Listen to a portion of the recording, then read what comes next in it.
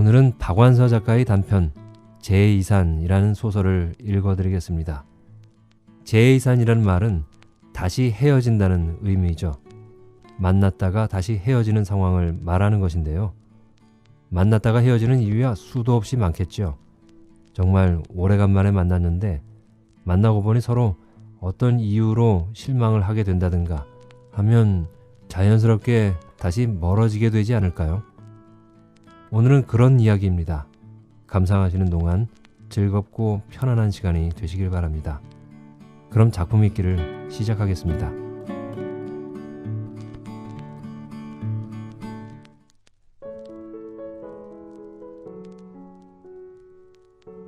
제2산 박완서. 이상해요. 암만 해도 이상해요. 아내가 다림질을 하면서 말했다. 단칸방이 다리미의 열기로 끓어오르고 아내의 목덜미에서도 그의 등허리에서도 끈끈한 땀이 끓어오르고 아내의 목소리도 지글지글 끓어오르고 있었다. 그의 단칸방을 덮은 슬레이트 지붕 위에선 8월의 햇볕이 비정한 단근질을 하고 있었다. 관상대에선 30몇 년 만의 더위라고 말했지만 60노인도 80노인도 내 생전에 처음 겪는 더위라고 장담하는 불볕더위가 보름을 넘어 계속되고 있었다. 아내의 정성스러운 다림질에도 불구하고 100% 폴리에스테르인 그의 남방 셔츠는 후줄근한 꼴을 별로 면한 것 같지 않았다. 원래는 빨래줄에서 뚝 떼다 걸치던 거였다. 질길 뿐더러 다림질할 필요가 없어 좋다는 것쯤은 화학 섬유에 대한 상식이련만 아내는 오늘따라 다리고 또 다리고 매만졌다. 해질랑은 멀었지만 찌들 대로 찌든 셔츠는 막무가내 다리 밑발이 서지 않았다. 안 이상해요? 당신은 그럼... 안 이상해서 대답이 없는 게 아니라는 걸 알면서도 아내는 이렇게 짜증을 부리면서 셔츠를 옷걸이에 걸었다. 그는 못 들은 척 옷걸이에서 셔츠를 신경질적으로 떼어내면서 시계를 보았다. 안 늦었어요. 좀 식혀서 입어도 돼요. 아닌 게 아니라 셔츠엔 다리미의 열기가 그냥 남아있었다. 그러나 엉뚱스럽게도 더워 못 견디는 건 등허리가 아니라 발바닥이었다. 벼랑간 펄쩍펄쩍 뛰고 싶게 발바닥에 열불이 나서 그는 방을 뛰쳐나왔다. 안집 마루엔 그 집에 새든 네 가구의 식구들은 물론 이웃집 옆에 네들까지 모여앉아 쑥덕대다가 일제히 입을 다물고 그를 지켜보았다. 그는 평소 농지거리도 곧잘하면서 흉어물 없이 지내던 이웃들의 시선이 기대와 호기심으로 빛나는 게 낯설고 싫어서 구두 뒤꿈치를 찌그러뜨려 신은 채 허둥지둥 대문간을 벗어났다. 강시댁도 참 텔레비에 나갈 사람을 옷이라도 한 벌 새로 사입혀 내보낼 일이지. 오늘은 어째 신수까지 전만 못하고 꺼치라대요. 간밤에 웬 잠인들 제대로 잤겠소. 상관없어요. 이산가족은 배우들하고 달라서 몰골이 초라할수록 기분이 나게 돼 있으니까. 어여 텔레비나 켭시다. 강씨가 그래도 우리 동네선 처음 텔레비에 나가는데 우리들이 못 보고 놓치면 도리가 아니니께. KBS에서 만나는 게 아니라니까요. 호텔에서 만나잔대요. 왜? 이왕이면 방송국에서 만나지 않고? 아직 확실한 게 아니니까 미리 만나서 확인을 하려는가 봐요. 그쪽에선 조금도 급하게 굴질 않더래요. 옆에 애들이 찢고 까부는 소리에 아내가 조심스럽게 끼어들었다. 그래도 그건 무엇이냐. 호텔 위에서 만나자는 걸 보면 돈푼깨나 있는 사람임에 틀림이 없어요. 누가 알아요? 쥐구멍에도 벼뜰 날 있다고 강신에도 부자 친척 만나서 팔자 활짝 필라는지. 무슨 호텔루라고 하던가요? 드디어 주인 남자까지 옆에 네들 수다판에 끼어들어 아는 척을 하는 게 들렸다. 그러나 아내의 대답은 들리지 않았다. 아내는 대답을 안 하는 게 아니라 못하고 있을 터였다. 아내가 혓바닥이 뜻대로 구르지 않아 헛되이 입술만 쫑긋대고 있을 생각을 하니 또다시 발바닥에서 열불이 났다. 그도 마찬가지였다. 그도 지금 가고 있는 호텔 이름을 외울 수가 없었다. 그는 바지 뒷주머니에서 패스포트를 꺼내 주민등록증 뒤에 소중하게 감춰둔 종이 쪽지를 꺼냈다. 리버사이드 호텔, 리버사이드 호텔, 리버사이드 호텔. 그는 구구단을 외울 때보다 더 힘겹게 슬쩍슬쩍 컨닝까지 해가며 그 이름을 되풀이했다. 전화 목소리를 몇 번이나 되물어서 받아 쓴 거였지만 새삼 다시 긴가민가했다. 그가 이번 만남에 주눅이 든 것도 실은 리버사이드 호텔이란 전화 목소리를 도저히 흉내낼 수 없을 때부터였다. 만남이 이렇게 빨리 쉽게 이루어진 것부터가 꿈에도 생각 못한 일이었다. 텔레비전은 연일 오늘도 7가족이 만났다거니 15가족이 만났다거니 했지만 실은 못 만나는 가족이 그 10곱은 된다는 걸 그는 알고 있었다. 어려서부터 쭉 그늘과 불은 속에서만 살아온 그는 확률 10분의 1의 제비뽑기에 당첨될 자신이 없었다. 아마 행운의 확률이 10분의 9라고 하더라도 그는 10분의 1의 불운 쪽으로 자신을 처리하는 걸 되레 자연스러워했을 것이다. 더구나 그는 아직 텔레비전에 출연하기도 전이었다. 그의 접수 번호는 4만 번이 넘었고 텔레비전에선 아직 10,000번대를 방영하고 있는 중이었다. 지금 같은 추세로 나가다가는 올 가을이나 겨울에도 그의 차례는 돌아올까 말까였다. 그렇다고 해서 그가 초조해하고 있는 건 아니었다. 그는 그에게 만날 가족이 없다는 게 판가름 나기 전의 시기, 나게도 가족이 있을지도 모른다는 황홀한 희망의 시기를 그 나름으로 즐기고 있었다. 육친의 포옹, 체온, 손길, 눈물, 목매인 소리, 그런 것들을 그는 자주 떠올렸고 그와는 생전 무관한 걸로 알았던 그런 것들과 이제는 어느 만큼 친근해져서 어쩌면 망각한 자신의 기억 속에서 떠오르는 게 아닌가 하는 생각이 들 지경이었다. 전화의 목소리는 그가 이렇게 친근하게 간직하고 있는 육친의 목소리하곤 얼토당토하는 거였다. 참고 참았던 정과 한이 한꺼번에 분출하는 것처럼 원색적인 목소리 대신 냉정하고 지적인 목소리는 그를 주눅부터 들게 했다. 실례지만 댁이 몽동필이요? 뭐 몽동필이요? 아, 그 사람? 아니 그 이름 안 쓰는 지가 벌써 언제라고요? 그런데 댁은 뉘신데 그 옛날 이름으로 저를 찾으신대요? 그는 놓은 지 얼마 되지도 않은 주인집 전화로 그에게 처음 걸려온 게 웬 뚱딴지 같은 전화인지 옆에 바싹 붙어 앉은 주인 영감 눈치부터 보여서 이렇게 더듬거렸다. 그보다 오히려 먼저 눈치를 챈 안집 영감이 답답한 김에 자기 가슴을 꽝꽝 치면서 이상가족, 이상가족이라고 애타게 힌트를 주었다.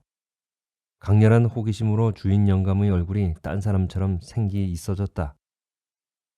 영감의 그런 생기는 자기 집에 오래전부터 새든 강씨가 실은 몽동필이란 본명을 따로 가진 전쟁 고아여서 이산가족을 찾기에 참여할 자격이 있다는 것과 이산가족을 찾습니다를 신고할 때 새로 놓은 영감의 전화번호를 연락처로 삼았다는 걸 듣고부터 이미 비롯된 건지도 몰랐다.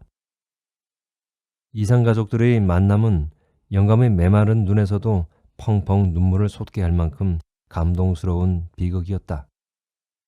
그것을 구경하는 것만으로도 벌써 예전에 돌처럼 굳어버린 줄 알았던 심성이 세차게 흔들렸거늘 하물며 참여까지 하게 됐으니 살맛이 날 수밖에 없었다. 실직하고 병들어 집세로 근근히 살아가는 중늙은이답게 줄창 우울하고 지겨운 얼굴로 죽지 못해 살고 있을 뿐이라는 걸 과시해온 영감만 봐온 그는 영감의 변모가 문득 싫고 불안했다. 지금은 안 쓰는 이름이라. 잠깐 뜸을 들이고 나서 전화 목소리는 다시 이어졌다. 네, 저는 강동수라고 해요. 그는 벼랑간 퉁명스럽게 말했다. 그는 주눅부터 든 자신에겐지 냉정하고 지적인 전화 목소리에겐지 대상이 분명치 않은 울화가 치밀어 견딜 수가 없었다. 이렇게 요령부득인 사람 봤나? 그럼 몽동필이란 이름으로 6.25 때 헤어진 아버지 몽상진 씨와 이름을 잊어버린 어머니를 찾는다고 신청한 사람이 누구요? 네, 그건 전데요. 당신이 몽동필이야? 아냐? 그것만 말해. 목소리가 짜증스러운 듯이 반말을 했다. 제가 몽동필이구먼요. 선생님은 그걸 어떻게 벌써 아셨나요? 전 아직 텔레비전에도 안 나갔는데요. 상대방은 대답 대신 짧게 웃었다. 아니면 웃음이 아니라 한숨인지도 몰랐다. 그는 전화 목소리가 그가 찾고 있는 가족이거나 최소한 가족의 소식이라도 알고 있는 사람이려니 짐작하면서도 예감한 감동이나 기쁨은 일지 않았다. 이질감 때문이었다. 목소리의 주인이 그가 여지껏 살아오면서 만난 어떤 사람하고도 닮지 않았으리라는 예감은 얼음덩이의 촉감처럼 확실했다. 전화 목소리의 웃음 섞인 한숨 역시 그런 이질감의 표현이라는 걸 알아차리자 그는 누구에겐지 모를 노여움을 느꼈다. 전화 목소리가 애써 자제한 듯 국문학의 1학년 선생님처럼 친절하고 또박또박해졌다. 그 목소리를 통해 그는 처음으로 몽동필이라는 그의 기억 속의 이름이 이미 이산가족 명부에 올라 있음을 알았다. 그는 그의 기억 속에 싸고 싼 이름이 빛을 보고 소생하는 순간을 너무도 눈부시고 감동스럽게 상상하고 있었기 때문에 그게 미리 샜다는 데 심한 낭패감을 느꼈다. 미리 빛을 본 필름처럼 그의 기억의 암실 속에 갇힌 이름과 몇 가지 안 되는 단편적인 장면들이 무효가 될지도 모른다는 두려움이 앞섰다.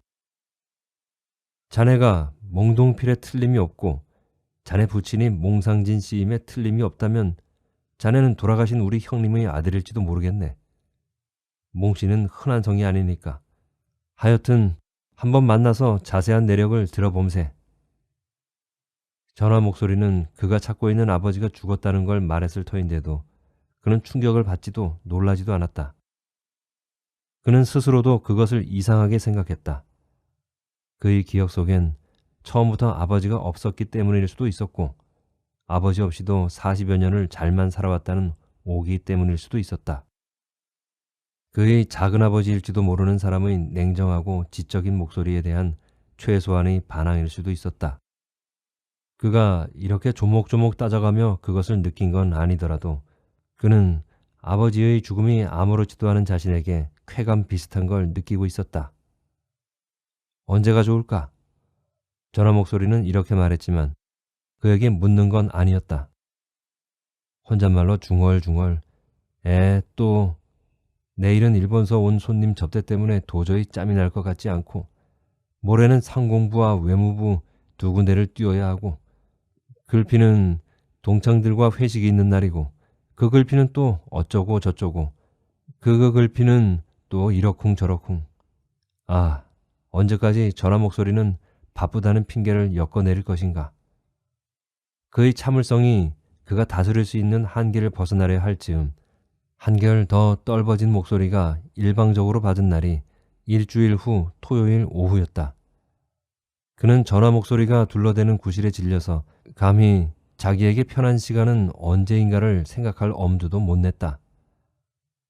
작은아버지일지도 모르는 사람의 분주하고 화려한 시간에 비하면 그의 시간은 얼마나 누추하고 보잘것없는 것일까.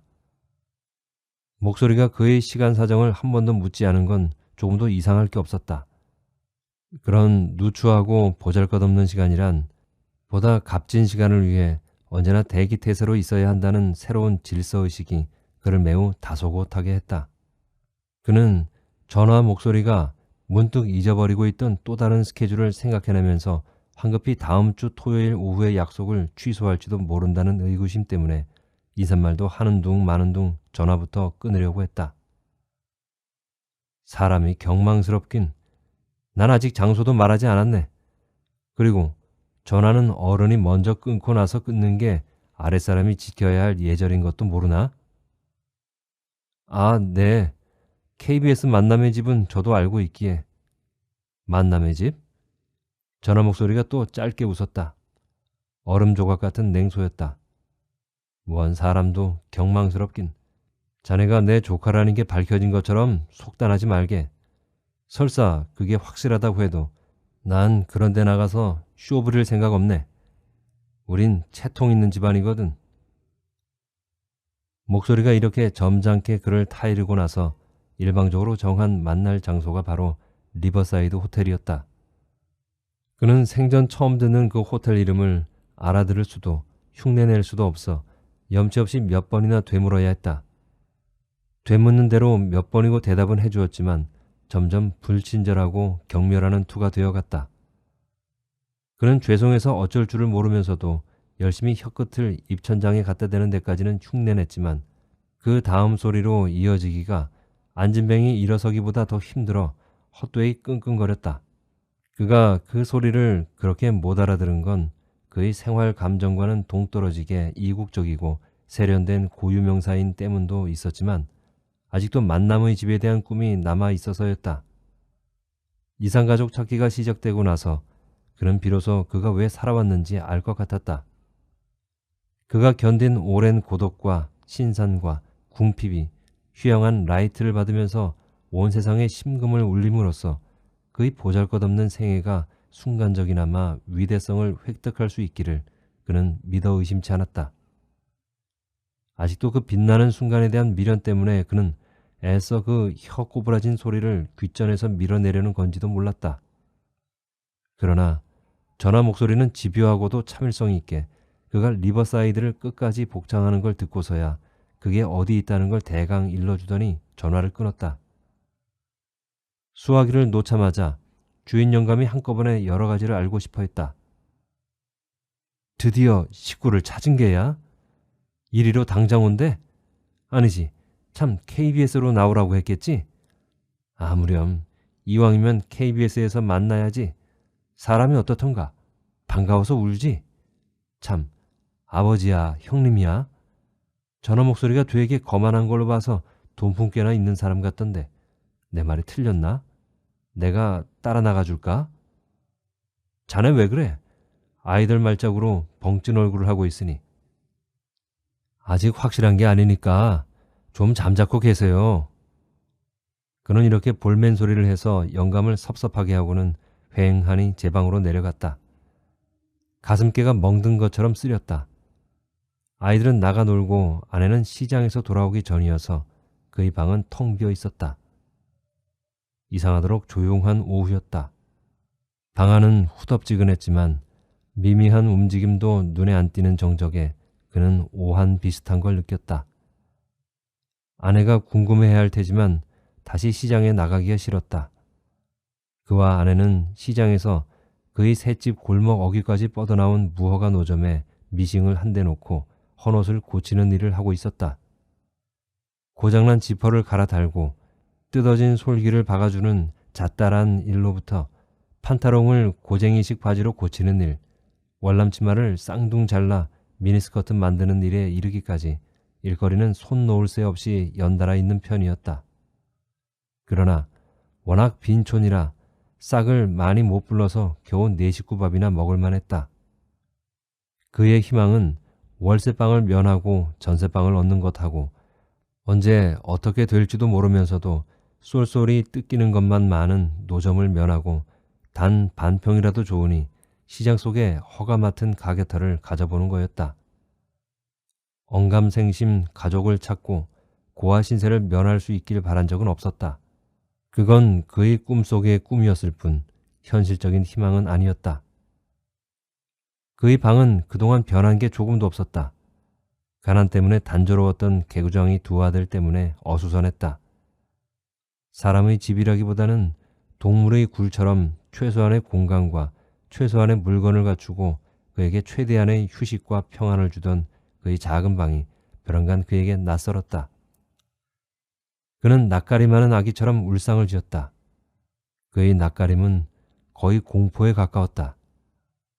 그는 그의 까닭 모를 공포를 잊으려고 이상가족 찾기가 시작된 이래 그에게 친근한 것이 되었던 육친의 포옹, 체온, 손길, 눈물, 목매인 소리 그런 것들을 떠올리려고 했다. 그러나 그건 좀처럼 떠오르지 않았다. 전화 목소리가 그걸 지워버린 것처럼. 나는 그런 데 나가서 쇼 부릴 생각 없네. 우린 채통 있는 집안이거든. 그는 가슴가에 손을 얹었다. 무엇에 다쳐 그곳이 멍들었는지 알 것 같았다. 이 오사를 할 놈 나가 죽어라. 이 오사를 헐놈아, 내 놈 죽었단 소리를 들으면 내가 춤이라도 덩실덩실 출라. 한 집에 새든 옆에 내가 마당에서 악다구니를 치는 소리가 들렸다. 그 옆에 내는 하나밖에 없는 아들하고 앙숙이어서 이름 대신 오사를 할 놈이었다. 한 집에 살면서도 아무도 그 아들의 이름을 몰랐다. 아들은 일찌감치 빗나가서 며칠씩 안 들어오기도 했고 며칠씩 방구석에서 빈둥대기도 했다. 그러다가는 돈이나 물건을 훔쳐가지고 나간다고도 했다. 가끔 제 애미한테 손찌검까지 한다고도 했다. 그는 아내에게 그런 소리를 듣고도 애미보다는 아들에게 동정하는 마음이 가곤 했다. 애미가 하도 몰인정하고 고약하게 생겨서였다. 허구한 날 제 자식에게 오사를 하라고 저주를 해서 그런지 특별히 못생긴 얼굴은 아닌데도 인상이 고약하다 못해 흉측했다. 아들이 오사를 해 죽으면 춤을 덩실덩실 추겠다고 허구한 날 험담을 하고 다니는 여자가 눈물을 끝도 없이 철철 흘리는 모습은 기괴하고 감동스러웠다. 여러 가구가 새들어 사는 집에 컬러 텔레비전은 안집에 한 대밖에 없었다. 보통 때는 각기 제 방에서 흑백 텔레비전을 보았지만 이상가족 찾기가 방영될 때만은 너도 나도 안집 마루에 모여들어 그 기막힌 광경을 총천연색으로 보려들었다. 그럴 때면 제 서름 한두 가지 없는 사람이 없어서인지 내남적 없이 눈물이 흔했다. 그 중에서도 그 옆에 내는 흡사 눈물로 세수를 하는 것처럼 얼굴 전체로 눈물이 범람했고 욕설이 그치지 않던 입은 가끔 실룩거리기만 할 뿐 조용했다. 생긴 거와 마음씨가 함께 고약한 그런 옆에 내도 울릴 만큼 그 비극은 진실했거늘 쇼를 부린다니. 그는 그와 그의 이웃이 그 진실성에 절대적인 신뢰감을 갖고 있는 것을 쇼 부린다고 비웃을 수 있는 사람이 무조건 두려웠다. 그건 도대체 어떻게 생긴 사람이기에 그럴 수 있을까 하는 호기심조차 없이 그냥 두려웠다. 그런 두려움도 그 전화 목소리의 주인공이 그의 친척일지도 모른다는 기대 이전의 문제였다. 어떻게 됐어요? 아내가 등 뒤에서 물었다. 가게 비워놓고 못하러 들어왔어? 그는 역정을 내면서 돌아섰다.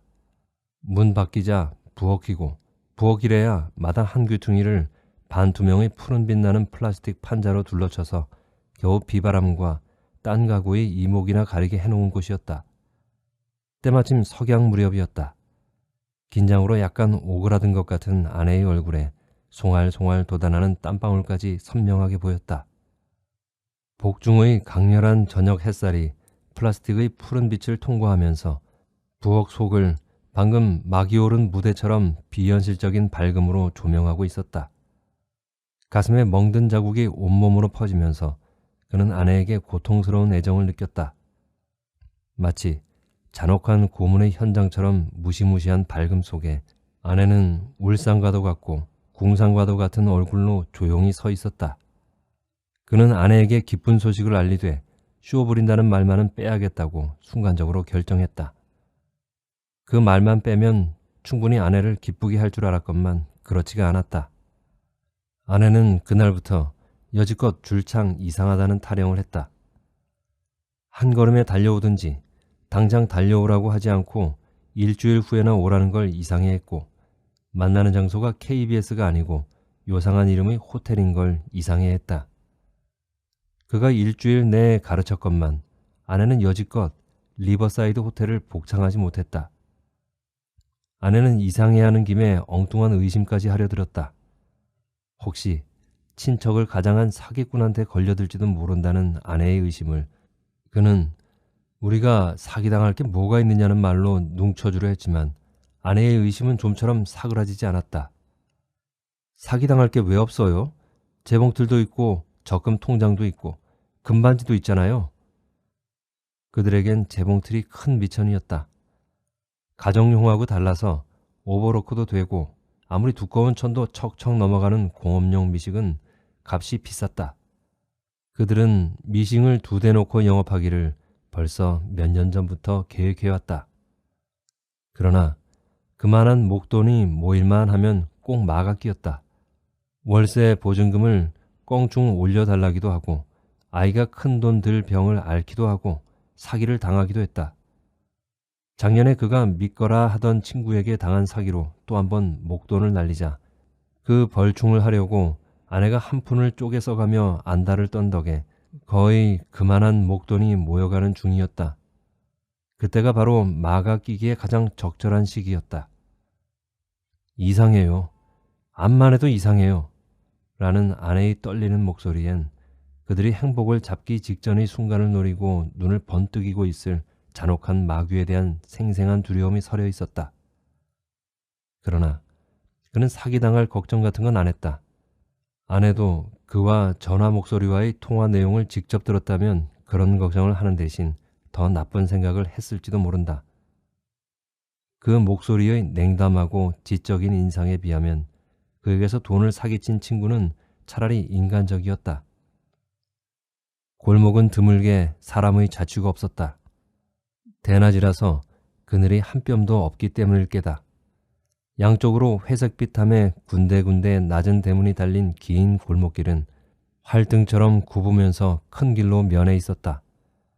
큰 길은 근처 시장이 미처 수용 못한 잡상인들을 차지어서 더럽고 시끌시끌하고 늘 활기에 넘쳐 있었다.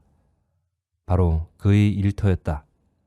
그 일터에서 그는 양장점집 아저씨로 통했다. 그는 좀 마음에 들게 고쳐진 옷이면 주인이 찾으러 올 때까지 옷걸이에 걸어놓기를 잘했다. 그냥 걸어놓는 게 아니라 베니어판으로 만든 벽에다 요리조리 잔재주를 부려 걸어놓으면 그럴듯해 보여서 찾으러 오는 사람도 좋아하고 지나가던 사람도 맞춤옷 같다고 눈여겨보았다. 그에겐 그런 손재주와 그곳 주민들보다 약간 앞선 센스가 있었다. 그는 아주 가끔 그가 정말 주인이 되는 꿈을 꾸었다. 그는 아직도 구두 뒤꿈치를 찌그러뜨려 신은 채 시장거리를 망연히 바라보았다. 골목 어귀를 통해 바라볼 수 있는 건 시장거리의 극히 작은 일부였지만 그는 액자에 든 풍경화를 보듯이 전체를 볼 수가 있었다. 고기의 놀던 물처럼 한 번도 객관적으로 볼 수 없었던 시장거리를 처음으로 남의 일처럼 바라보면서 그는 그곳 삶의 치열함에 문득 오한 같은 전율을 느꼈다. 내가 왜 이러지? 그는 그 기분 나쁜 오한 때문에 비로소 제정신이 돌아왔다. 그는 엎드려서 손가락으로 구두 뒤꿈치를 세우면서 집안에서 들리는 목소리에 귀를 기울였다. 텔레비전을 크게 틀어놓아 옆에 네들의 목소리는 더 이상 알아들을 수가 없었다. 대문간에 쳐놓은 푸른빛 발을 통해 앞집 마당에 핀 주황빛 한련꽃과 반짝이는 수도꼭지가 보였다. 그 두 가지는 서로 얼토당토하는 거였지만 약속이라도 한 듯이 그가 잠깐 잊고 있던 더위를 들쑤셔 놓았다. 골목은 한 뼘의 그늘도 없이 햇빛이 은박지처럼 두텁게 깔려 있었다. 그는 불에 데인 듯이 질겁을 하며 골목을 빠져나왔다. 시장거리의 아는 얼굴들이 그에게 아부 섞인 아는 체를 하면서 오늘 텔레비전에 나올 거냐고 물었다.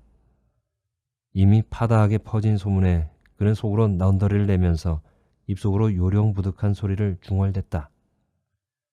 그의 가게터는 쉰다는 표시로 천막지를 쳐놓았지만 종길이는 만날 하던 버릇으로 그 근처에서 빙과를 빨면서 아이들하고 놀고 있었다. 종길이는 그의 6살짜리 막내인데 눈만 뜨면 시장 바닥에서 놀았다. 종길이보다 한두 살 위로 보이는 녀석이 막대기에 고등어 대가리를 꿰들고 종길이 귀에다 연방 뭐라고 쑥덕대는 꼴이 뭔가 좋지 않은 장난질을 사주하고 있는 것 같았다.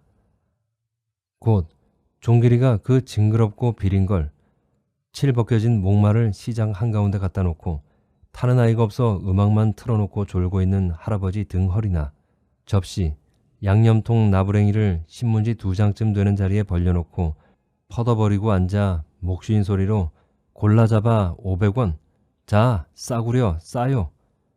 백화점에서 5,000원 아니면 만져도 못 보는 고급 그릇이 단돈 500원.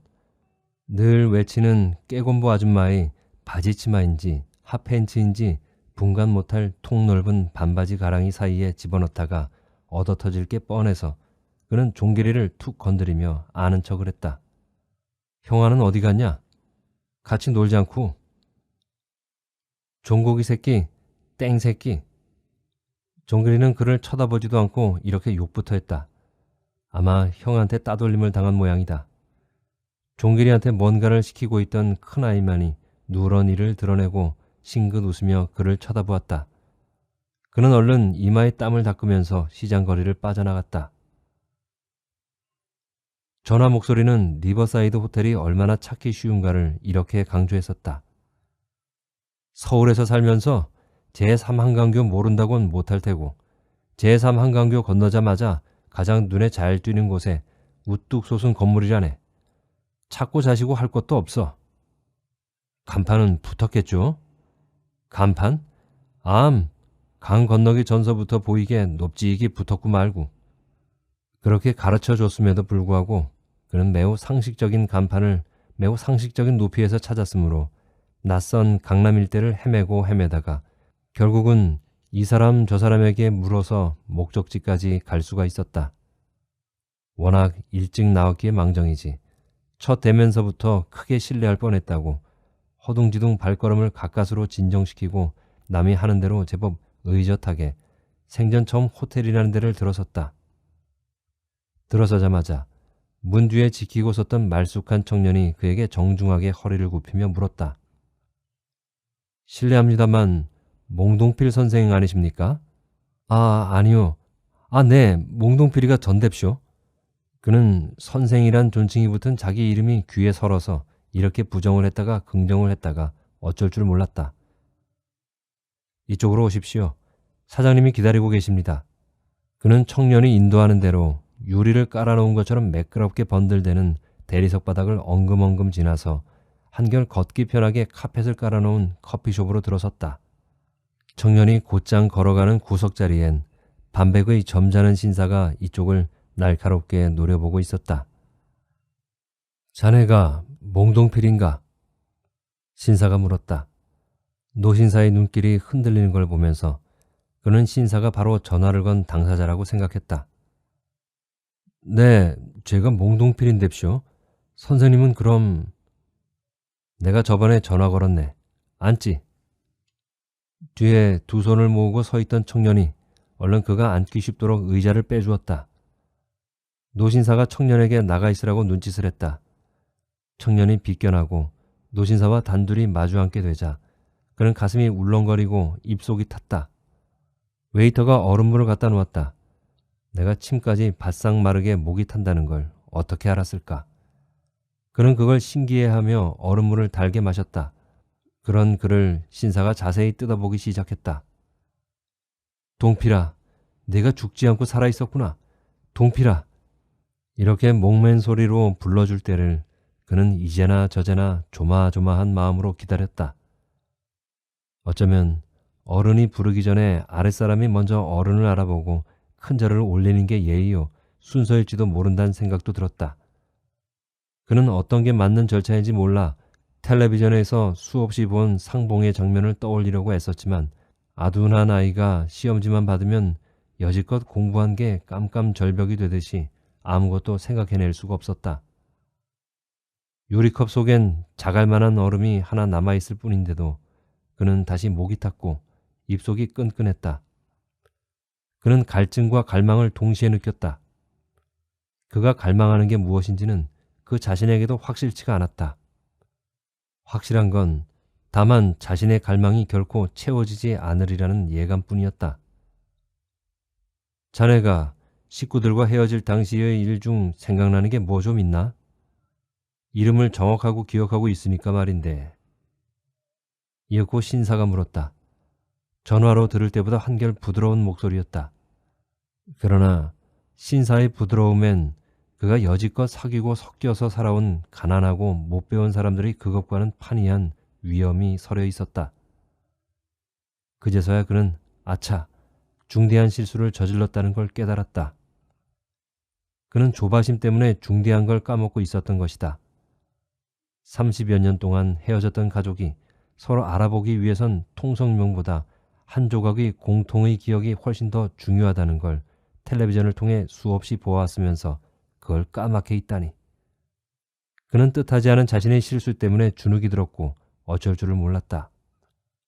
당황할수록 자신의 기억은 숨고 엉뚱한 남의 기억들이 그의 속에서 빛을 발하기 시작했다. 바다가 보이는 집에 살았댔어요. 그 말 한마디로 뜨겁게 얼싸하는 모자를 본 적도 있었다. 바다가 보이는 집이 이 나라에 어디 한두 집일까마는 그 모자의 바다는 두 사람만이 공유할 수 있는 특별한 바다이리라. 모자의 바닷가엔 아들이 4살 적에 쌓은 모래성이 30여 년을 허구한 날 넘나드는 파도에도 아랑곳 없이 옛 모습 그대로 남아있을 테고, 모자의 바다는 아무리 비바람이 거센 날도 엄마의 자장가보다 높은 소리로 울지는 못하리라. 아침은 아침대로, 저녁도 저녁대로 모자의 바다는 얼마나 아름다운 황금빛으로 또는 장밋빛으로 물들 것인가. 모자의 바다에 대한 그의 찬탄은 끝이 없어 자기도 모르게 치사스럽게도 그 한 조각을 슬쩍 자기의 것으로 하고 있었다. 집 옆으로 철길이 지나갔어요. 하루에 2번인가 3번 기차가 지나갈 때마다 만세를 부른 생각이 나요. 그 말 한마디로 언니야, 순덕아 하면서 통곡하는 자매를 본 적도 있었다. 그 말 한마디로 그의 마음속에서도 이미 오래전에 자취를 감추고 폐자 처분된 칙칙폭폭 삑 소리도 요란하고 뿜어대는 연기도 무시무시한 구식 기차가 문득 산모퉁이를 돌아 다시 나타났다. 그가 있던 고아원에서도 기찻길이 보였다. 그곳 아이들이 기차를 보고 한 일이란 주먹으로 드립다 못된 신용을 해보이며 음란한 쌍욕을 퍼부어대고 낄낄대는 게 고작이었음에도 불구하고 자매의 기차의 기적은 그에게 오래도록 은은한 여운으로 남아 그의 윤영기도 기차를 보면 만세를 불렀고 먼 미지의 나라를 꿈꿔쓰려니 하고 있었다. 넌 어쩌면 그렇게 너희 할아버지를 빼닮았냐? 노신사가 한탄처럼 이렇게 혼잣말을 했다. 자네를 벼랑간 너로 고쳐 부르는데 놀란 그의 눈과 신사의 눈이 마주쳤다. 그는 신사의 표정에서 극명한 혐오감과 그의 기억 속에 30여 년을 잠겨 한 번도 떠오른 적이 없는 어떤 얼굴이 떠오르는 걸 동시에 보았다. 그 얼굴은 떠오르려 할 때마다 한사코 그가 떠다 밀었기 때문에 오래전에 익사했어야만 했다. 그는 움찔하면서 그가 부러워한 남의 아름다운 기억에 가렸던 자신의 어두운 기억을 싫든 좋든 떠올릴 수밖에 없었다. 어떤 할아버지 뒤를 따라간 생각이 나요. 키가 크고 어깨가 구부정하고 목소리가 괄괄하고 구두쇠였어요. 지독하게 더운 날이었는데 아이스케이크 하나만 사달라고 아무리 졸라도 못 들은 척하고 내 손목을 잡아 끌었어요. 아이스케이크가 너무 먹고 싶어 안 사주면 안 가겠다고 땅에 주저앉아도 봤지만 그 구두쇠 할아범을 당할 순 없었어요. 짐짝처럼 질질 끄는데 어떡해요? 그렇게 먹고 싶은 아이스케이크 하나 안 사주면서 자기는 역전해서 막걸리를 2사발이나 안주도 없이 들이켜대요. 그리고 기차를 탔어요. 기차 속에도 아이스케이크 장수가 있었는데 안 사주고 자기만 또 소주를 한 병 사서 마셨어요. 어디만치 가서 기차를 내렸어요. 낭중에 안 거지만 거기가 춘천이었어요. 시골길을 또 한참 걸었어요. 아이스케이크도 안 사달랬는데 할아범이 날 업어주대요. 거진 다 가서였어요. 업고 가다가 또 선술집에 들어가서 이번엔 할아범 혼자 술만 먹지 않고 나한테도 국밥을 사주고 많이 먹으라고 했어요. 바로 고아원 올라가는 언덕 아래였어요. 고아원은 언덕 위에 있었고 우리가 지나온 철길이 빤히 보였어요. 고아원의 아이들을 돌봐주는 할머니하고 할아범이 좀 아는 사이였나 봐요. 둘이서 따로 뭐라고 한창 의논을 하고 나서 할아범이 날 떼어놓고 가버렸어요. 난 거기서 크면서 할아범이 날 그곳에다 팔아먹었다고 생각했었는데 더 크니까 고아원이 돈 주고 아이 사는 데가 아니라는 걸 알게 되었어요. 할아범 말고 딴 사람 생각은 안 나요. 식구들은 더 어렸을 때 잃어버렸나 봐요. 할아범이 날 고아원에 데려다 주기 전에 같이 살던 사람들도 식구들은 아니었어요. 밥도 조금밖에 안 주고 어떤 땐 골방에 가두어 놓고 하루 한 번도 밥을 줄까 말까였으니까요. 맨날 배가 고팠고 구박받은 생각밖에 안 나요. 할아범은 아마 그 집 사람들한테 돈을 받고 날 고아원에 갖다 줬을지도 모르겠어요. 고아원 할머니는 나중까지 나한테 잘해주고 내 이름이랑 아버지 이름이랑 잊어버리지 않도록 일깨워주고 학교 다니게 되니까 이름을 한자로 쓰는 법까지 가르쳐주면서 제가 글쎄 좋은 집 자식이라는 거예요. 그때 제가 좀 철이 났어도 부모님에 대해서 뭘 좀 알아두는 건데 제가 철도 나기 전에 그 할머니는 돌아가셨고 할아범도 다시는 안 왔어요. 절 거기 맡기고 가면서는 자주 오마더니 거짓말이었어요. 전 그래도 철길로 기차가 오는 걸 볼 때마다 할아범 생각을 했었는데 달리 생각할 사람이 있어야 말이죠. 할머니가 돌아가시니까 정부 칠 데가 없어서 큰아이들 꿰는 대로 도망쳐서 이리저리 돌아다니면서 별의별 짓 다 하면서 살았죠. 그래도 도둑질만은 안 했죠. 지금의 집사람 만나기 전까지는 순 떠돌이였어요. 우리 집사람은 저보다는 나은 집 딸이에요. 없이 살긴 했지만 친정 식구들이 제법 여럿이고 우애도 있거든요. 신사가 어흠 헛기침을 한다. 그는 신사의 헛기침을 불필요한 말에 대한 제동쯤으로 알아듣고 얼른 입을 다물었다.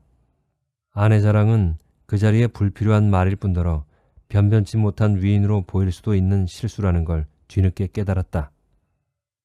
그러나 아직도 못다한 말이 남아있는 것처럼 속이 개운치 않고 목구멍이 간질간질했다. 그에게도 어두운 기억만 있는 게 아니었다. 책이 많은 방과 햇빛 쏟아지는 마루와 재미나는 장난감과 엄마 아빠의 자애롭고도 감질나는 미소와 부드럽고 달콤한 간식의 기억이 그에게도 있었다. 그러나 그 후의 구박받고 굶주린 암울한 기억에 비해 그것은 너무나 희박했고 더군다나 그 어두운 기억과 도무지 연결이 안 돼서 그는 그 아름다운 기억이 정말 있었던 일이 아니라 조작했을지도 모른다는 혐의를 자신에게 걸고 있었다. 고아원 할머니의 편애와 좋은 집 자식이라는 엉뚱한 귀뜸은 어린 그에게 그 정도의 환상을 만들어내게 하기에 충분한 것이었다. 또 어려서부터 몸이 작고 힘이 남과 같지 못해 큰 애한테 얻어맞거나 심부름을 당하기가 십상이어서 그럴 때 간혹 그가 양갓집 자식이라는 자부심으로 맞섰다가 번번이 더 심한 모욕과 야유를 당하고 심지어는 돌아도 한참 돈 불쌍한 놈 취급을 당한 기억도 그런 말을 삼가게 했다. 그는 아내 자랑으로 우습게 된 자신의 채통을 회복하기 위해서 무슨 말이든지 해야 된다고 생각했지만 아무것도 생각나지 않았다. 도대체 그가 본 수많은 상봉 중 그렇게 많은 말을 한 상봉은 한 번도 없었다. 그저 한마디면 좋겠다. 바다가 보이는 마을, 기찻길 옆 오막살이, 귀 뒤에 남은 부스럼 자국, 손목의 파편 자국, 어려서 부르던 별명 중 어느 한 가지만 맞아떨어져도 혈육은 단박 한 가닥의 의심을 거두고 얼싸안게 돼 있었다. 그들이 믿는 핏줄의 끌어당김에 비해 의심은 최소한 신중함에도 못 미치는 미약한 것이었다. 그는 그의 긴 이야기를 하면서 내내 이제나 저제나 하고 기다렸다. 그가 본 그 엄청난 감동의 순간이 그의 것이 될 수 있기를. 신사의 냉정하고 지적인 목소리가 원색적인 목매임으로 바뀌기를. 그런 갈망을 허탕치게 하고 싶지 않았기 때문에 그는 그의 어두운 기억을 실제보다 길게 늘릴 수밖에 없었는지도 모른다. 그러나 그의 이런 절망보다 더욱 확실한 건 그의 갈망이 결코 채워지지 않으리란 예감이었다. 그 할아범만 다시 와주었어도. 전 실상 할아범을 기다렸거든요. 구두소에다 술주정뱅이 할아범이었지만 그 할아범만이 내가 누구라는 걸 알고 있을 것 같았으니까요. 그때 조금만 더 컸어도 할아범에게 뭘 좀 더 물어봤을 텐데. 그만해 둬라. 그분이 너의 친할아버지시다. 노신사가 역정스럽게 말했다. 그는 깜짝 놀라 아무 말도 못하고 신사의 얼굴을 쳐다보았다. 신사의 당당하고 사람을 얕잡는 듯한 태도가 눈에 보이게 흔들리고 있었다.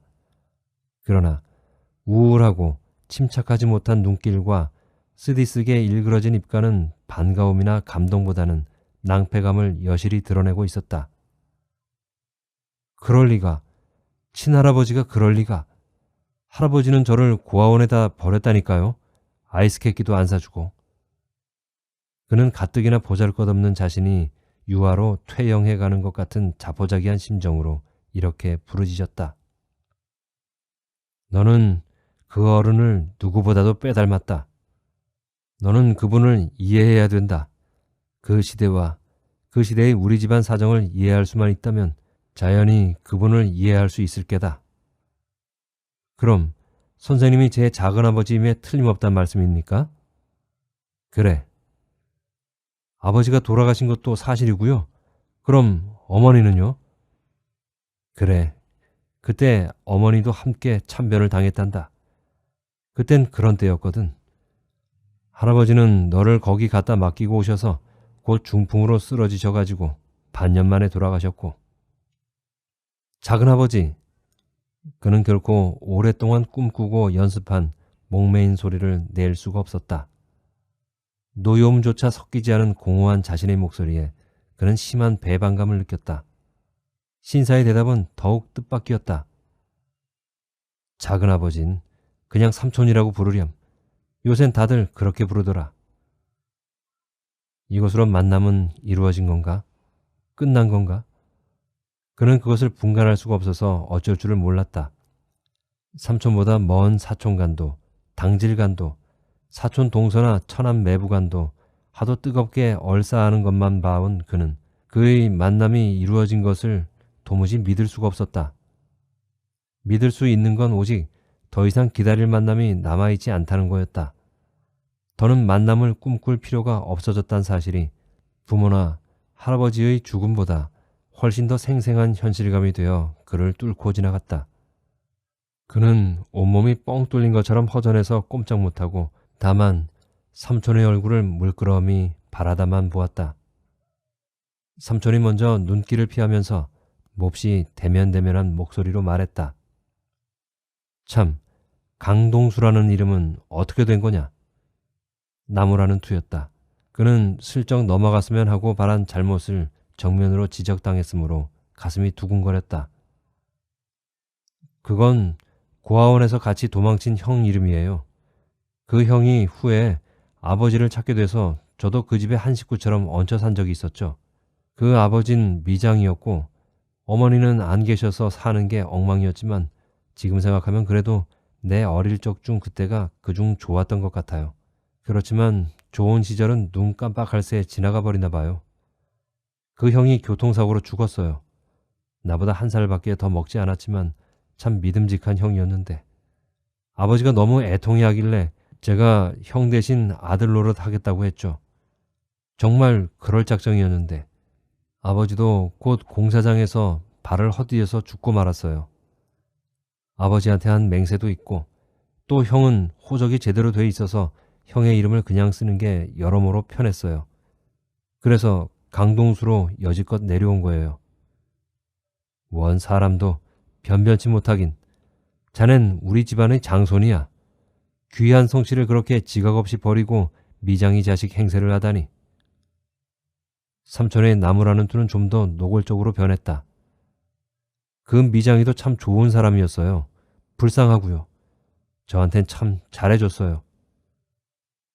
그는 그렇게 그의 소년기의 한때를 가정적인 정으로 감싸주었던 노인을 변명했지만 잘해줬다는 것의 참뜻을 삼촌이 결코 알 리가 없다는 노여움이 지글지글 끓어오르는 걸 느꼈다. 그래도 그렇지. 자기 성명 삼자를 그렇게 지각 없이 저버리고 지금 무슨 낯으로 친척들을 보려는 게야? 우리가 자네한테 자네가 몽둥필이라는 증거를 대라면 어쩔 텐가? 우린 얼마든지 그럴 수도 있다는 걸 자네는 알아야 되네.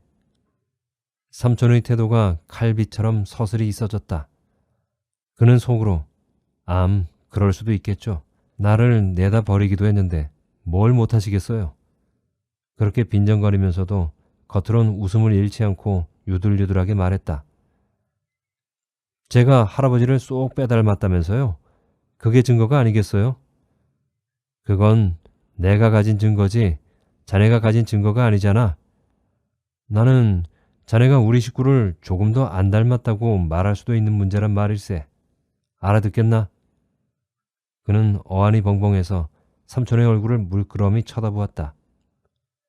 삼촌이 벼랑간 칼빛 같은 서술을 거두고 파안대소했다. 하하하, 그건 어디까지나 농담이고 하여튼 이렇게 조카를 찾게 돼서 기쁘구먼. 삼촌이 손을 내밀었다. 그는 망설이다가 마지못해 손을 내밀었다. 삼촌이 그의 손을 잠시 잡았다 놓았다. 그리고 그가 현재 뭐 해먹고 사나를 꼬치꼬치 물었고 아내와 자식들에 대해 물었다. 그는 행여 아내 자랑이 나올까봐 조심해서 간단히 대답했다.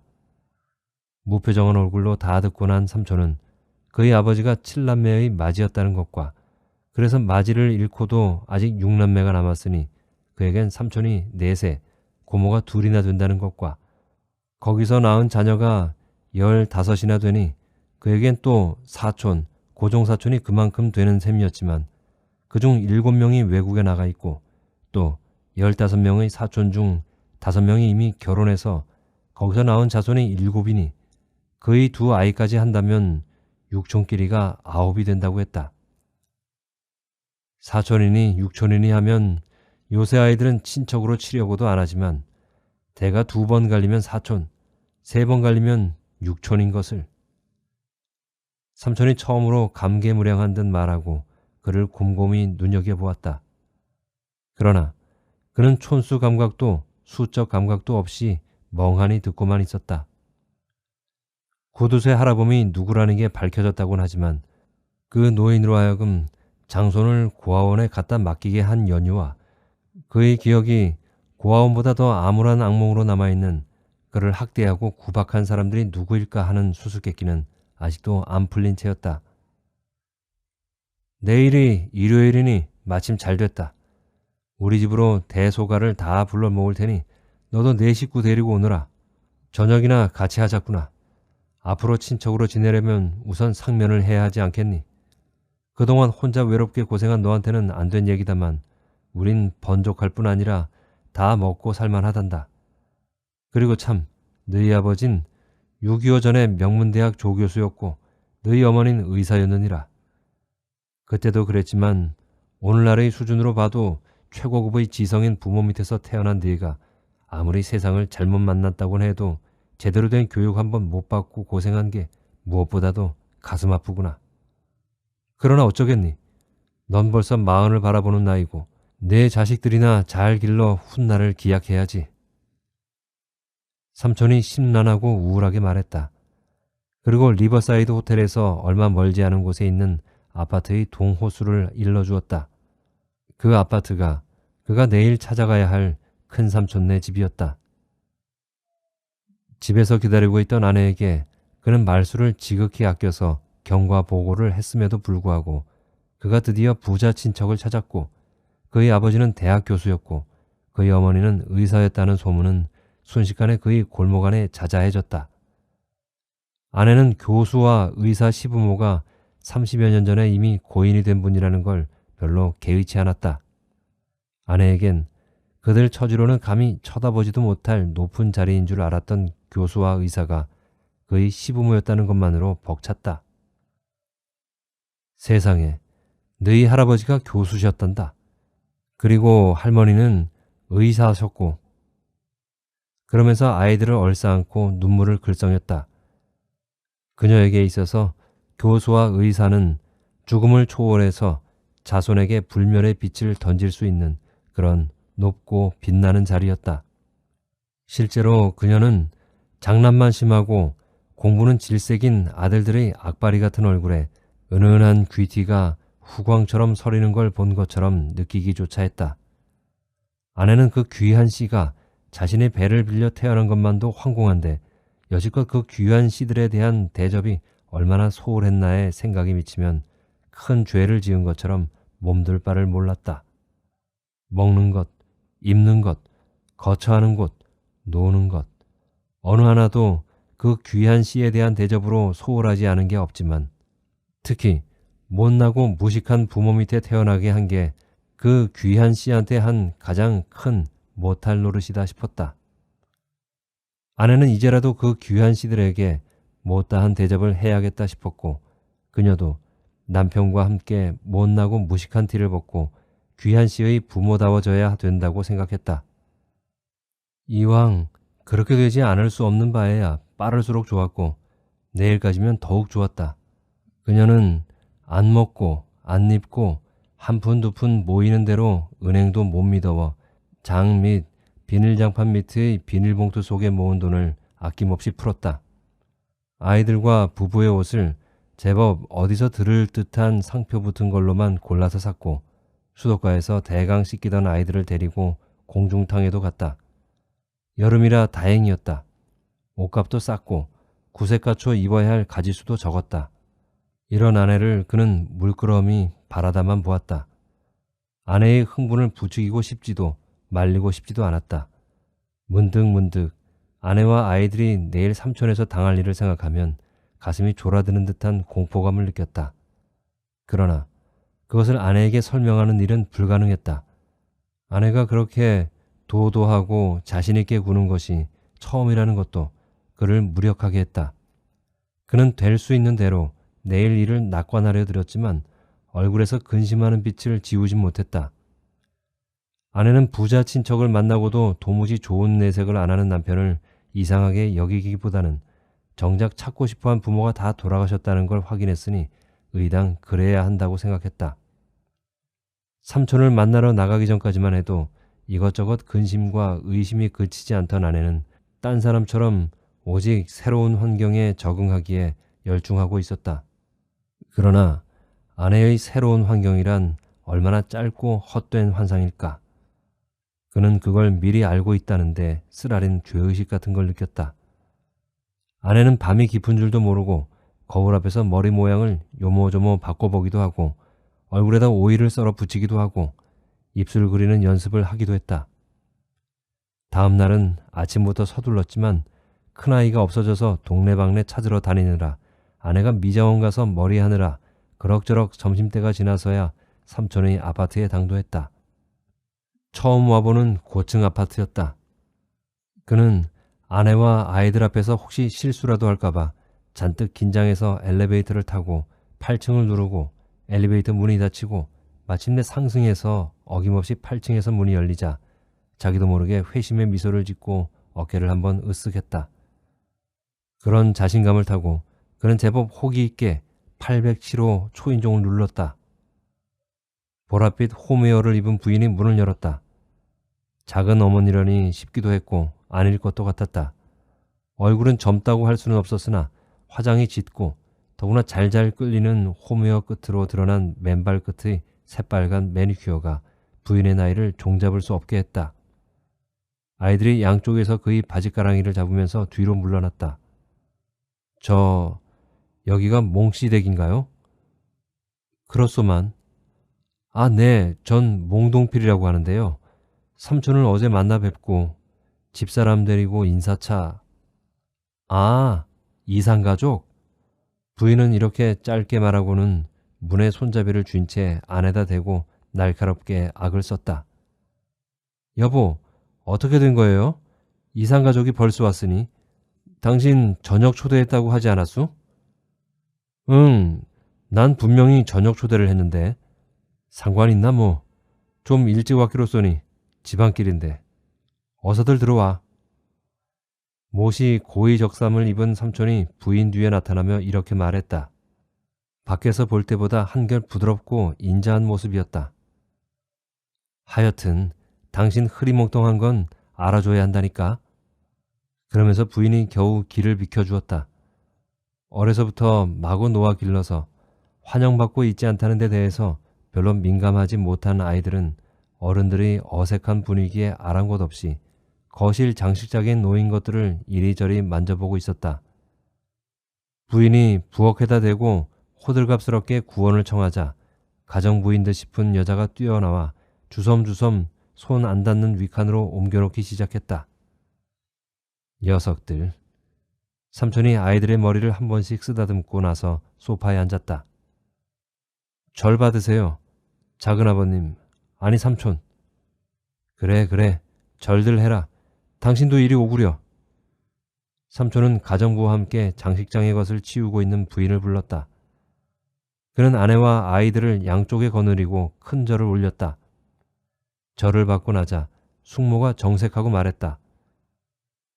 이렇게 만나게 돼서 반갑다. 그동안에 고생 많았다는 건 안다. 이 탓 저 탓에 무엇하겠니? 세상 잘못 만난 탓인걸.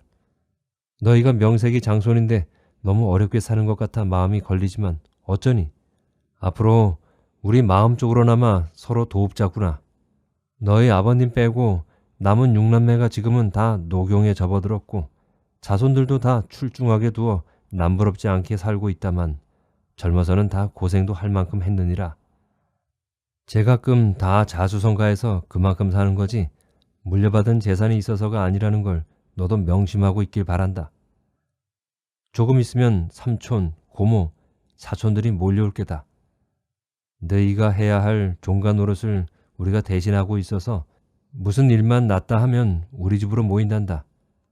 저녁 약속인 줄 알고 저녁에 모이라고 했는데 너희가 이렇게 벌써 왔으니 몇 군데 다시 전화해봐야겠다. 삼촌도 자네라고 하다가 너라고 하기까지 한참 걸렸는데 숙모는 처음부터 똑 떨어지게 너요 헤라였다. 나이를 분간할 수 없는 짙은 화장 때문에 똑 떨어진 헤라가 귀에 거슬리다가 아이들 나이를 물으며 머리를 쓰다듬는 손이 거의 노파의 손인 걸 보고서야 안도감 비슷한 걸 느꼈다. 과일이 나왔다. 숙모가 여기저기 전화를 걸고 가정부를 슈퍼마켓에 보낸 사이에 남자아이 둘이 들어왔다.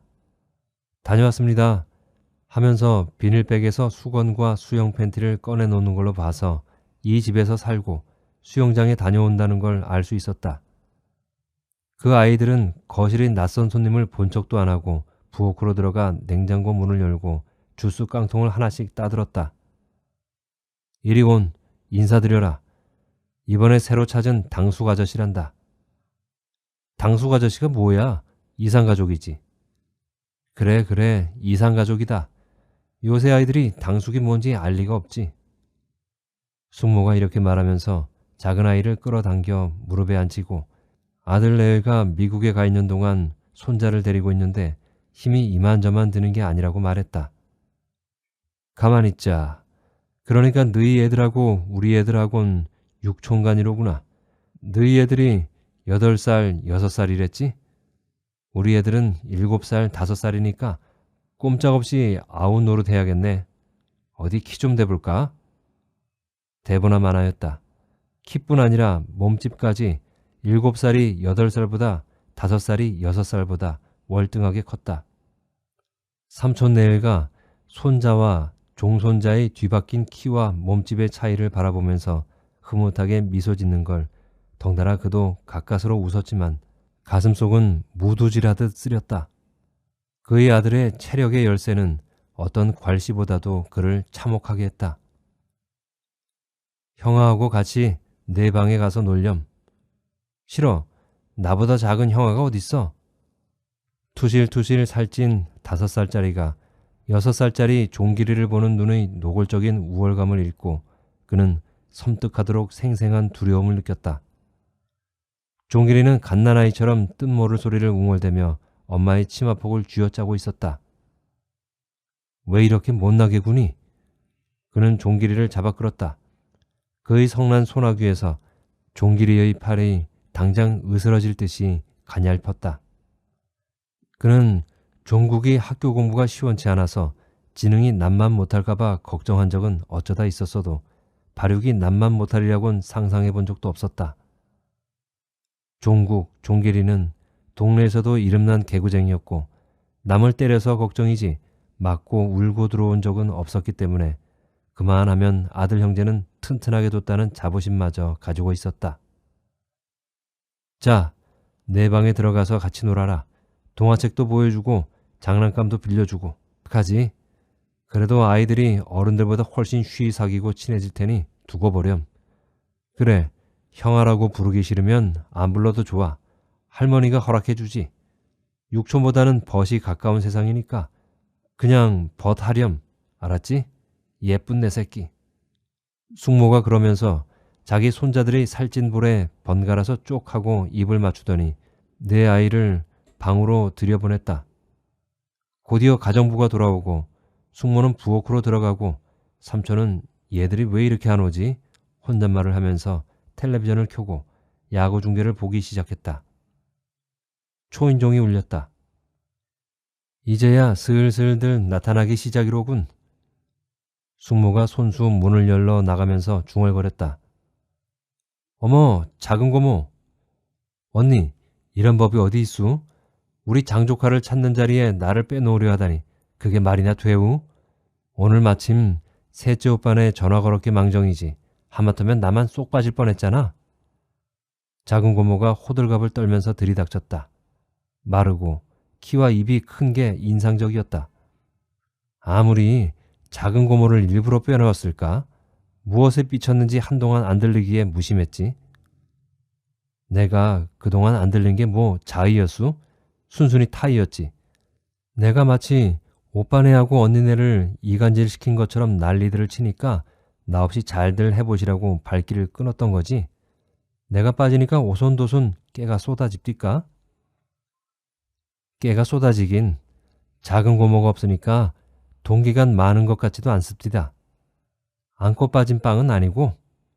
아유, 수다 좀 작작 떨고 이 사람들 아는 척이나 좀 해요. 글쎄 말이야, 언니. 난 입에 발동이 걸리면 못 말린다니까. 내 입 때문에 언니가 날 안 불렀으려니 짐작 못한 것도 아닌데도. 그러고 나서야 작은 고모는 비로소 그에게 아는 척을 했다. 수다스러운 깐으론 아는 척은 간략했다. 어머, 얘가 동필이야? 큰오빠 좀 닮긴 한 것 같은데 왜 그렇게 작냐? 그러면서 가볍게 포옹을 하고는 저만치 물러났다. 고모님, 절 받으세요. 아내가 자기의 존재도 알리고 싶어서 이러면서 일어서자 그도 따라 일어섰다. 절? 야, 치워라, 치워버려. 너하고 나하고는 7살 차이밖에 안 돼. 내가 고아원 갈 때 5살이었으니까 난 12살밖에 안 됐었지. 내가 15살만 넘었어도 조카가 고아원 가는 걸 눈뜨고 보고만 있었겠니? 고모, 말을 그렇게 하는 게 아니에요. 그럼 그때 15살 넘은 딴 형제들 꼴은 뭐가 되우? 또 쟤네 아버지 어머니가 그렇게 되고 나서 졸지에 맏자식 맏며느리 노릇을 해야 했던 우리 꼴은 뭐가 되고? 누가 언니 오빠더러 뭘 했수? 돌아가신 아빠가 다 처리를 잘못해서 쟤를 저 꼴로 만든 거지. 고모가 한숨을 푹 쉬고 그를 측은한 듯 바라보았다. 고모, 쟤네도 먹고 살만 하고 처자식도 잘 두었으니 괜히 마음 해프게 동정할 것 없어요. 저 꼴이라니 남의 자존심을 무시해도 분수가 있지. 시끄러. 어떻게 된 게 너만 왔다 하면 집안이 시끄러워지냐. 삼촌이 듣다 못해 텔레비전을 끄고 안방 쪽으로 들어가 버렸고 숙모도 찔끔해 부엌으로 들어갔다. 오빤 나만 보면 역정이더라. 그래도 여기가 친정이라고 나도 참 벨도 없지. 벨도 없어. 동필아, 너만 고아로 자란 게 아니야. 나도 고아로 자란 거나 마찬가지란다. 넌 3살 때 너희 부모 잃고 5살 때 너희 할아버지가 널 고아원에 갖다 줬고 난 11살 때 어머니가 돌아가시고 13살 때 아버지마저 돌아가셔서 저 올케 손에 자랐으니 내 신세나 피장파장이지 뭐. 생각해봐라. 6.25 때 억울하게 죽은 맏아들의 자식을 고아원에 데려다주는 할아버지의 심정은 오죽했을 것이며 그 집안구석 형편은 오죽했을까를. 내가 그런 올케 밑에서 자랐느니라. 시아버지가 장손을 고아원으로 끌고 가게끔 만든 며느리가 시누이한텐 어떻게 했을까 짐작하고도 남지. 고아원보다 별로 날 것도 없었지. 작은 고모, 정말 듣자 하니 숫째 사람을 잡아. 숙모가 고소한 양념 냄새나는 손을 휘두르며 다시 마루로 나왔다. 언니, 말이야 바른 대로 말이지. 그때 나만 빼고 다 장성한 아들, 딸이 5이나 되면서 부모를 한꺼번에 잃은 조카 자식 하나 건사를 못한 게 말이나 되우? 언니는 그때 유일한 며느리였으니까 그 책임이 한층 더 크지. 고모, 그럼 동필이를 고아원으로 내친 게 나란 말이오? 아유 분해. 언니, 고정해요. 누가 언니랬수? 아버지가 제일 데려간 생각은 나도 나요. 그렇지만 오죽했으면, 나도 오죽했으면 아버님이 그러시도록 내버려뒀겠어요. 난 당초에 이 집 맏며느리로 들어온 게 아니잖아요. 둘째 며느리로 들어와 딴살림 나서 처다들을 낳고 오붓하게 살다가 벼랑간 날벼락도 분수가 있지. 호랍이 된 시아버님에다 고아가 된 조카에다 시동생, 시누이 등 자그마치 7식구를 새로 떠맡게 됐으니 그때 내 나이 겨우 25이었어요. 숙모가 억울한 걸 못 참아 눈물이 그렁해졌다. 알아요, 알아. 호랍이 되고 경제력도 없어진 시아버지는 망령까지 나고 남편은 30살에 쫄병으로 나가고 시동생 시누이는 극성 맞고 거기다 또 조카 자식을 떠맡았으니 지옥이지 지옥. 그렇지만 그게 난리 탓이지 내 탓 할 건 뭐 있어요? 고모가 처음부터 난리 탓을 했는데 내가 이러는 거요? 고모 정말 말 조심하지 않으면 나 의절할래요? 의절하구려. 나 겁 안 나요. 언니가 하고 싶으면 뭘 못하겠수? 흥. 또 내 탓을 하고 싶은가 본데 그러는 게 아니에요. 그때 참 아버님도 너무하셨지. 버는 사람이 있나 먹을 게 있나. 흔해 빠진 건 식구뿐인데 제 자식 제쳐놓고 조카 자식 먼저 걷어먹이려니 어디 있다고. 제가 또 극성 맞고 심하기가 오죽했어야 말이지. 온종일 징징대는 걸 좀 혼내줬더니만 뿌르르 애를 끌고 나가 고아원에다 맡길 건 또 뭐람? 마음씨를 그렇게 쓰니까 당장 중풍에 걸려 그 고생을 하다가 돌아가셨지. 아이, 지긋지긋해. 언니, 그럼 우리 아빠가 벌을 받아 중풍에 걸렸단 말이오? 아빠는 쟤를, 할아버지의 삼촌의 고모가 득식을 한 쟤를 고아원에 갖다 주고 와서 심화를 끓이다가 중풍에 걸린 거예요. 왜 이래요? 그만둡시다. 고모하고 입씨름해서 한 번도 이겨본 적이 없으니까. 동필이한테 미안하구나. 이런 꼴을 보여서. 내가 다시 설명 안 해도 내가 벌어진 까닭은 대강 짐작했을 줄 안다. 어떻게 그런 일이 있을 수 있었나 분하고 야속할지도 모르지만 누구의 잘잘못을 따질 게 아닌 줄 안다. 그땐 그런 시대였어. 너희 부모님은 전쟁통에 돌아가셨고 너는 전후에 버려졌고 평상시에는 상상도 못할 일이 밥 먹고 잠자는 것처럼 일상적으로 생기는 게 난리통이란다. 고모, 제 앞에서의 채통을 생각해서라도 이쯤 해두는 게 어때요? 숙모가 이렇게 슬쩍 눈치면서 두 사람을 번갈아 보았다. 언니, 그때 사정은 나도 이해해요. 그렇지만 우리들이 다 이만큼 살면서 이제야 얘를 찾는 건 너무했잖아. 이제야 찾다니요. 모르는 소리 작작해요. 오빠가 제대하고 취직하고 살림이 필만하니까 곧 얘 먼저 찾았어요. 그러나 수소문에서 얘를 맡긴 고아원을 찾아갔을 땐 벌써 얘가 도망친 후였어요. 그 밖에 딴 노력은 안 해봤잖아요. 그걸 왜 꼭 우리만 해야 해요? 그 여러 삼촌 고모들을 그만큼 공부시켜 출세시키고 결혼시켰으면 그런 일 좀 하면 안 되나요? 지금 나를 나무라는 작은 고모는 한 번이라도 그런 노력 한 적 있어요? 어머머, 언니, 난 막내유. 그런 어려운 일이 나한테까지 차례가 올 게 어딨소? 그럼 입 다물고 가만히 있어요. 숙모가 부엌으로 들어가려는데 아이들 방에서 떠드는 소리가 나더니 집 아이들이 깔깔대며 뛰어나왔다. 할머니, 할머니, 이상가족 아이가 한글도 못 읽는다? 2학년이라는데 내 동화책을 우기보다도 못 읽고 떠듬대다가 나더러 읽어달래. 1학년 보고 책 읽어달라는 2학년이 어딨어? 그치, 할머니? 종국이도 종길이도 부끄러운지 따라 나오지 않고 남의 방에 틀어박혀 있었다. 그는 부끄럽고 부끄러워 온몸에 모닥불을 담아 붓는 것 같았다.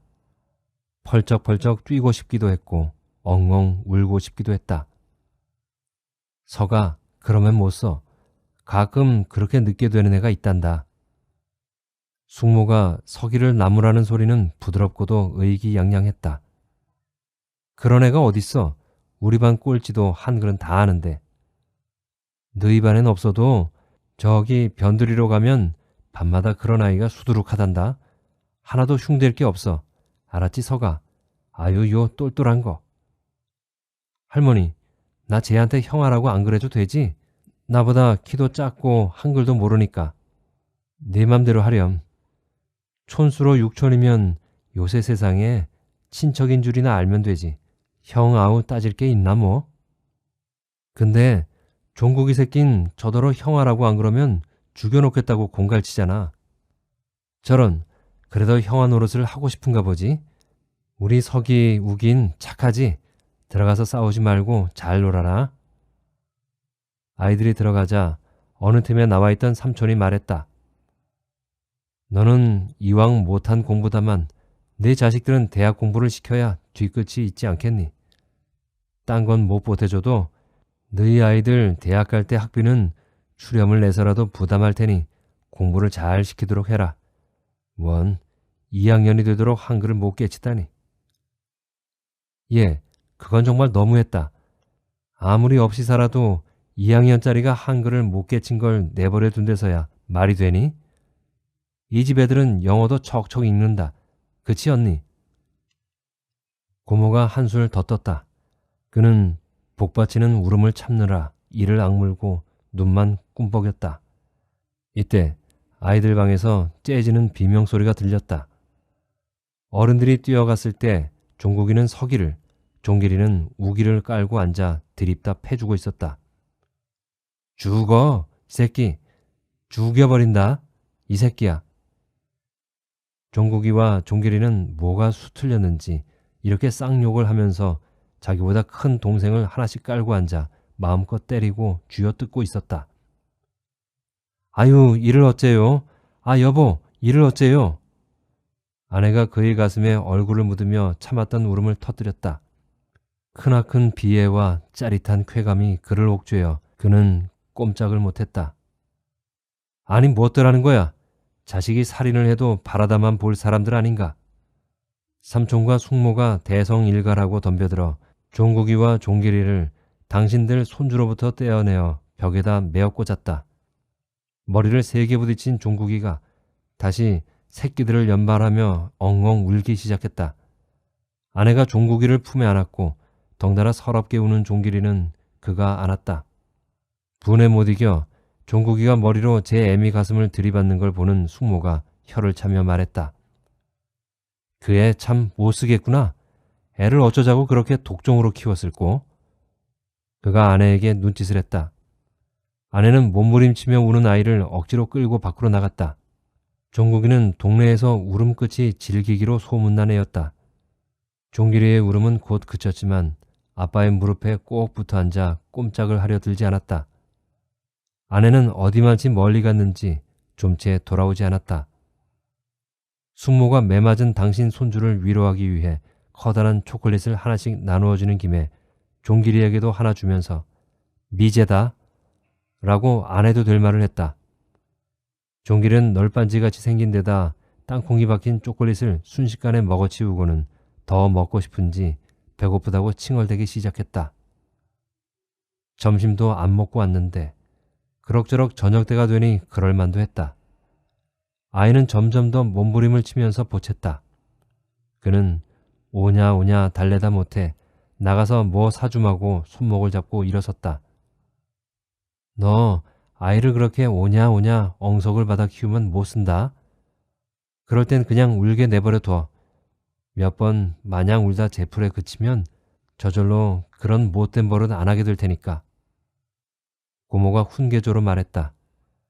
그도 아이들이 좀 버릇이 없다는 걸 알고 있었고 그렇게 하면 버릇을 고칠 수 있겠거니 싶어 벼르고 있기도 했다. 그러나 새빵살이에선 아이를 울리는 것조차 자유스럽지가 못했다. 주인 영감은 더군다나 신경질이 심해 아이들이 칭얼대는 소리만 내도 당장 방을 내놓으라고 호통을 치기 일쑤였다. 이런 눈치 저런 눈치 보느라 아이들이 끽소리만 내면 오냐 오냐 하자는 대로 하거나 돈 몇 푼 주어서 밖으로 내보내다 보니 아이들 버릇이 그 모양이 됐다는 걸 집 지니고 있는 사람이 알 턱이 없었다. 그는 종길이가 칭얼대는 소리보다도 그 집 식구들의 훈계가 듣기 싫고 안 있고와 슬그머니 아이의 손목을 잡고 삼촌네를 나왔다. 아내가 안 들어오는 게 걱정스럽기도 했고 그동안에 벌써 보고 싶기도 했다. 그가 두리번대며 아파트 현관을 나서려는데 자가용이 앞서거니 뒤서거니 두 대가 서더니 앞차에선 중년 부부가 두 쌍 내리고 뒷차에선 아이를 낳은 젊은 부부와 청년이 내렸다. 그들은 일행인 듯 서로 어울려서 이상가족이 어쩌고 우리 몽씨네가 어쩌고 떠드는 걸로 봐서 그를 상면하러 오는 삼촌, 사촌들이라는 걸 짐작할 수 있었다. 그러나 그는 모르는 척 그들과 엇갈렸다. 아파트 광장을 지나 놀이터가 있는 쪽 벤치에 아내와 아들이 꼭 붙어 앉아 있었다. 그도 그 옆에 앉았다. 놀이터에 가서 놀렴. 그는 턱으로 놀이터를 가리키며 말했지만 아이들은 시무룩하니 엄마 아빠의 옷자락을 놓으려고 하지 않았다. 종길이가 먼저 꾸벅꾸벅 졸기 시작했다. 그는 아이를 벤치에 길게 눕히고 무릎을 베어주었다. 아이는 두 손으로 그의 노타의 셔츠 자락을 움켜쥐고 잠이 들었다. 어느 틈에 해가 뉘엿뉘엿했다. 아내가 조용히 흐느끼기 시작했다. 마주 보이는 아파트의 무수한 창 중 하나가 주황빛 화염을 내뿜는 것처럼 보였다. 그는 석양빛을 받아 헛되이 불타는 창을 오래도록 바라보았다. 해가 지자 주황빛은 우울한 잿빛으로 사유였건만도 그는 맹렬히 번지는 불꽃을 보고 있었다. 그가 보고 있는 건 이미 석양의 반사가 아니라 그의 가슴 속에 가득한 분노였다.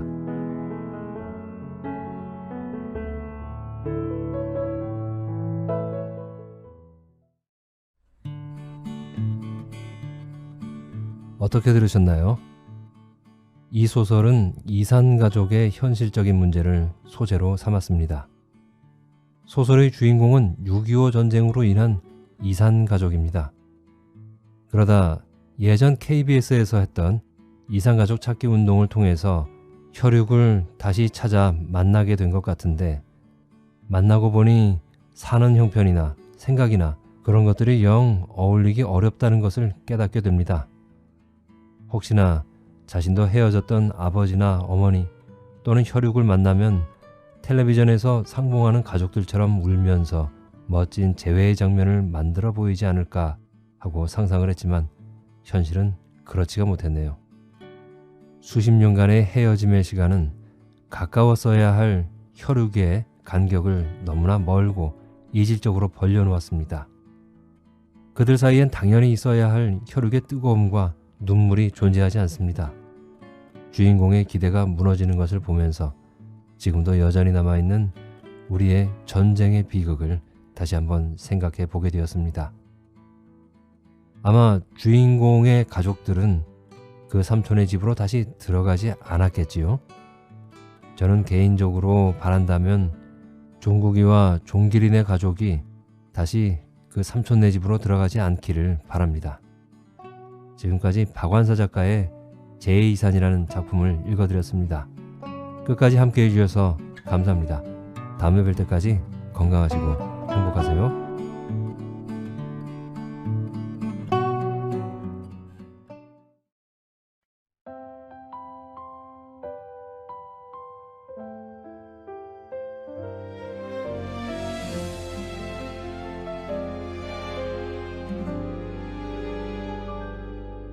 그대 곁에서 하루가 시작되고 아무도 모르는 우리만의 이야기 아침 햇살 속 그대의 미소 아무 말 없이 내 마음을 녹여 평범한 날이 특별해지는 이유 작은 것들 사이에서 잦은 행복 그대와 함께하면 다 돼 그대 하나면 충분해 따뜻한 감정이 넘쳐져 놓지 못하는 마음 그게 사랑이었어 그대의 웃음이면 세상 다 돼 그대의 눈빛이면 나는 다 돼.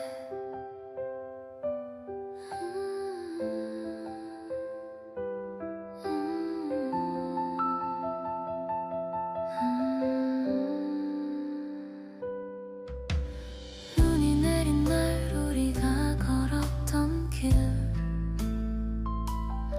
그때의 온기를 아직도 기억해. 아무 말 없이 손잡고 걸었던 그때가 행복이었어. 작은 것들 사이에서 찾은 행복, 그대와 함께하면 다 돼. 그대 하나면 충분해. 따뜻한 감정이 넘쳐져. 놓지 못하는 마음, 그게 사랑이었어. 그대의 웃음이면 세상 다 돼. 그대의 눈빛이면 나는 다 돼. 잃고 싶지 않은 단 하나의 사랑, 그대.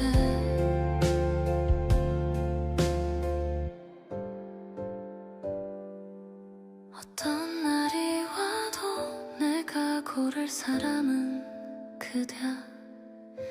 바라는 것 없이 그냥 곁에 있으면 다 돼. 그대 하나면 충분해. 따뜻한 감정이 넘쳐져. 놓지 못하는 마음, 그게 사랑이었어. 평생 그대 곁에서 사랑하고 싶어. 그대의 웃음이면 세상 다 돼. 그대의 눈빛이면 나는 다 돼.